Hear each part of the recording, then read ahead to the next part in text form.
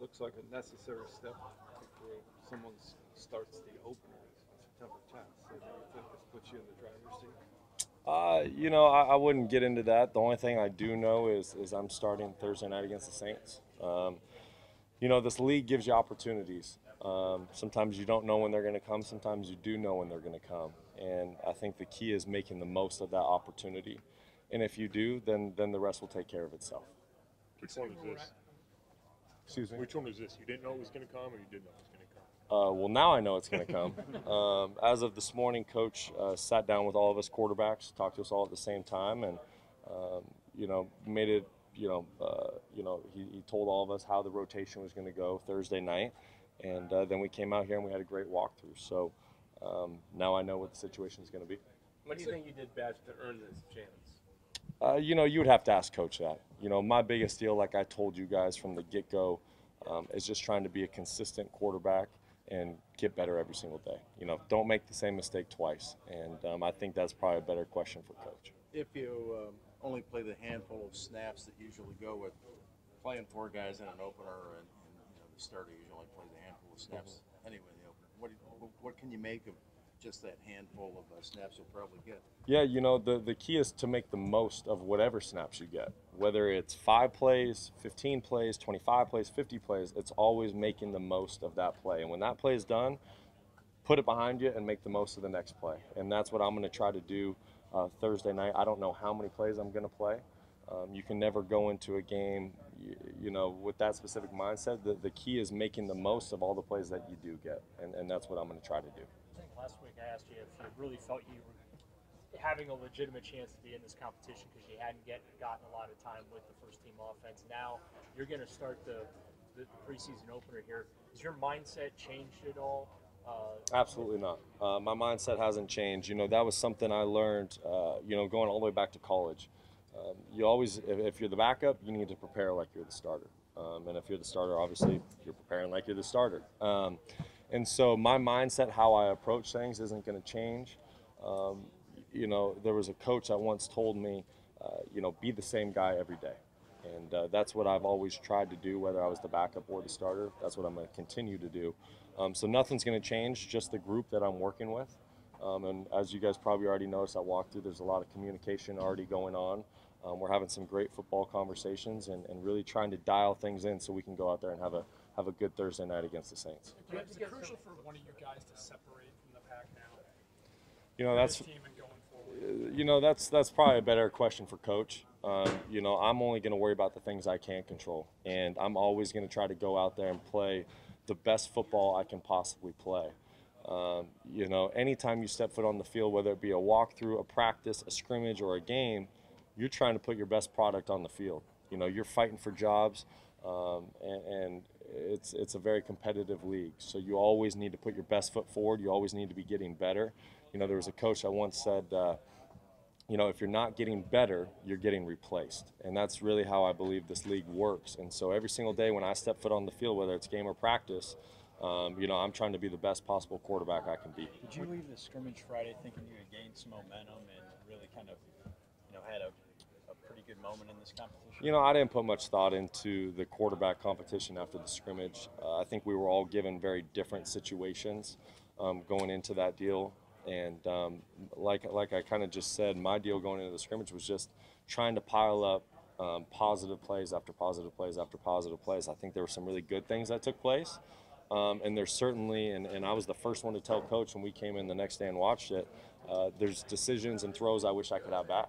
But that's football. And the key is learning from those decisions, learning from those missed throws, and making sure that they don't happen again. There was a report this morning that Adam Gase did inquire to the Browns about you. Any thoughts on that? No thoughts. Nothing was inquired to me. So once again, I'm only going to worry about the things I can control. But I definitely do have a ton of respect and admiration for Coach Gase. He's a great football coach. Right, since you really haven't had much time with ones, are there some familiarity issues that you have to get going here? Yes and no.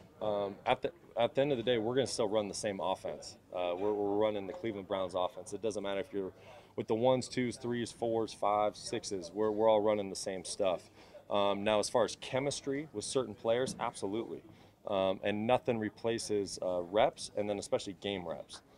So just the fact that I can get out there with that first group and start building some chemistry will definitely be a positive. What are the 2 or 3 things you want to show Thursday night, or that you go into the game? You know, most preseason openers, it's get in, get the work done, get out healthy, all that stuff. But for you, because this competition is in the settle, what are the 2, 3 things? You know, I think one of the most important things is to continue to grow and develop in this offense. You know, Coach Jackson is very black and white as far as how he wants this offense executed. And so my hopes are I can go out there Thursday night after having a great week of studying and execute the offense the way he wants it done. You know, that's the first thing. Then it goes down to just, you know, it's boring, but it's the truth.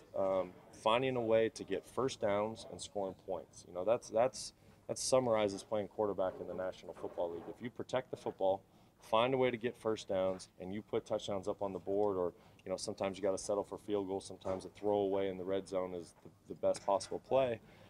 That's our job. So if we can do that, regardless of the amount of plays I get Thursday night, whether it's 1 series, 2 series, 3 series, or the whole game, my hopes are that every series I'm in there, we can find a way to get points. When you were being at this point, because when the trade first occurred, there was some, I guess, skepticism that it might get let go or it might get moved right away, and now you're clearly in a position to win a starting job. Yeah. So maybe walk us through that timeline from the uncertainty then to being here right now. You know, I apologize because it's going to be a boring answer, and I've told all these guys this, but going back to my college offensive coordinator, he told me, you know, Brock, only worry about the things you can control. So when I got traded, I focused on the things I could control. You know, my attitude, my energy, my effort towards my off-season workouts and cleaning up things that maybe I didn't do so well the previous season. You know, I had a conversation with Coach Jackson very early on, and he said, you're a Brown. And point blank period, that's what it is. You're a Brown. And so I came in here with a very positive mindset. I was very excited to be here and really just tried to make the most of my spring and put a good foot forward. When you were being prepared a year ago for a new team to be their starters, did you play a lot in preseason? With Houston last year? You know, I did. You know, first preseason game, looking back, I think it was maybe 2 series somewhere in there. Second game, I played, I think almost a half. Third game, I think we played past halftime. But yeah, I got quite a few reps. But once again, that was a situation where, once again, it seems like it's been this way for the past 3 years, but learning a new offense. And there's nothing that replaces game reps when it comes to learning a new system.